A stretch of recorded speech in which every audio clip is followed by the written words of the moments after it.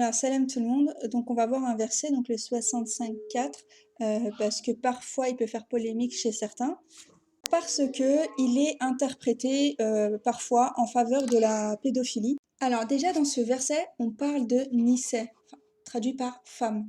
Les Nisais ne peuvent désigner que des personnes de sexe féminin d'un certain âge, enfin adultes. On ne peut pas désigner des enfants, des petites filles avec ce terme-là.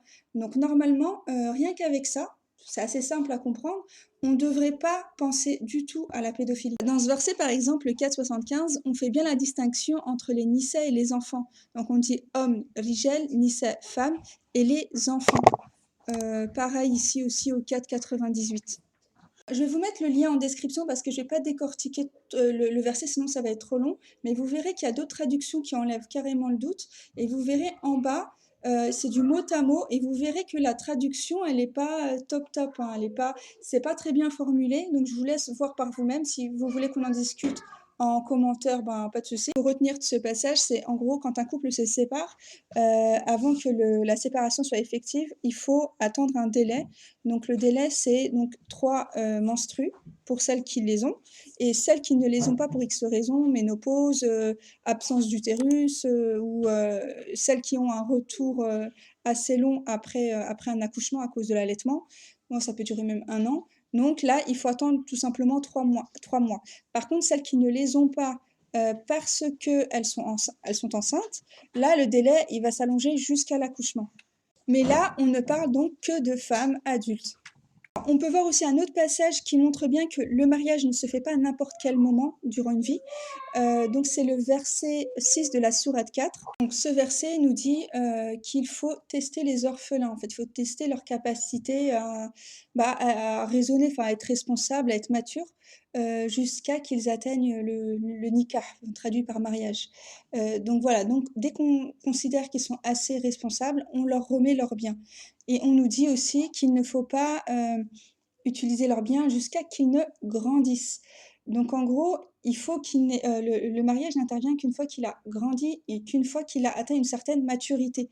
Donc un enfant de 8, 9, 10 ans, bref, peut être sage, mais il ne sera jamais mature et responsable. Si on nous demande de les tester jusqu'à qu'ils atteignent l'aptitude au mariage, l'âge du mariage, bref, le mariage en général, ça veut dire qu'il n'intervient qu'après une certaine maturité. Maintenant, pourquoi certains savants autorisent le mariage avec des enfants et certains pays musulmans le pratiquent aussi? Alors, je pense tout simplement que c'est parce que le prophète l'aurait fait d'après les hadiths. Ça me rappelle un verset, c'est le verset 28 de la sourate 7. Et quant à ceux qui commettent une turpitude, ils disent: c'est une coutume léguée par nos ancêtres et prescrite par Allah. Dit: non, Allah ne commande point la turpitude.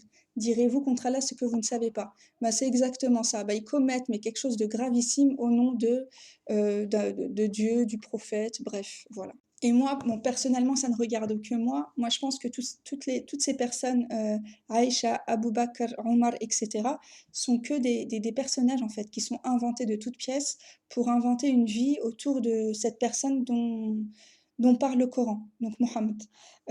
Pourquoi je dis ça? Bon, déjà, je le pense depuis longtemps parce qu'il y a énormément de choses qui ne vont pas dans leurs histoires, dans ces histoires-là.